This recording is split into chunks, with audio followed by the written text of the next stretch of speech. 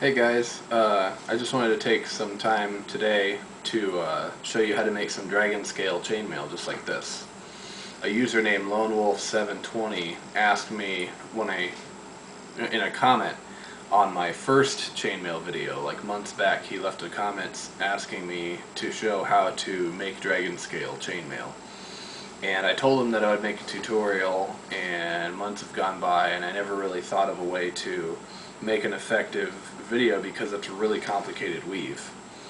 But this other user that's been subscribed to me for a while named Dare to Tell the Truth, he made chainmail before I ever started making it, and so I decided to make a video after one of the videos that he made on how to make chainmail. He took still photos and narrated them and showed them in sequence as a slideshow to show how to make it, and I thought that was really cool, so I'm gonna do that in this video to show you how to make Dragonscale. The thing about Dragonscale is, if you look at it, it's two different sizes of rings. The small rings are small enough that they can pass through the large rings without any problem, but they also have to have an aspect ratio of 3 with regards to the large rings. So 3 of the large rings wire diameter has to fit through the small rings in order for it to be loose enough weave like this one is. But yeah, in this case it's 16 gauge 3/8 inch size rings and 18 gauge 1/4 inch rings. In the video though I used 16 gauge all around. But yeah, so you got to make sure that the small rings are big enough to hold at least 3 wire diameters of the large ring, but they have to be small enough to pass easily through the large rings. Because this weave is complicated because it's actually the small rings passing through multiple layers and looping through 4 large rings and all that, and that's why they have to be specific on the small ring size.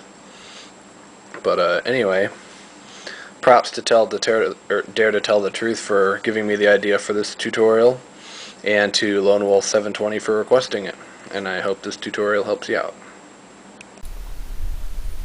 Alright, you want to start out with open large rings and closed small rings. The rings I used in this tutorial are 16 gauge, the smaller being 3/16 of an inch and the larger being 3/8 of an inch. But the smaller rings really ought to be, in this case, 1/4 of an inch, so 1/4 inch, 18 gauge. But this will serve for the tutorial well enough.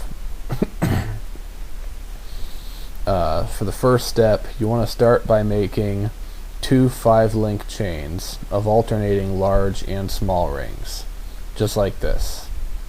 One chain has to be opposite of the other, so like large, small, large, and small, large, small, like that. Next, stack the 2 chains so that the small rings pass through the large rings. So pretty much you want the large rings to be flat and the small rings to be vertical, sticking through the large rings like this. Next, take a large ring with a small ring added to it.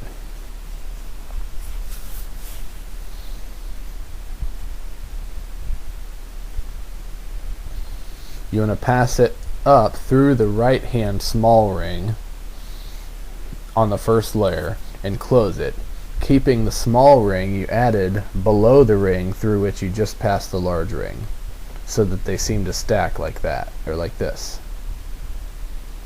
Next, take another large ring and pass it through the 2 right hand small rings that are now stacked above one another. Then you want to add another small ring to it and pass it up through the left hand small ring from the first layer, just like this. You should start to see a pattern emerging, how this third layer is turning out to be just like the first layer. Now simply add another large ring passing through the 2 left hand small rings stacked onto one another. This finishes the third layer. Now take a large ring with 2 small rings on it. This is where you start to repeat the second layer.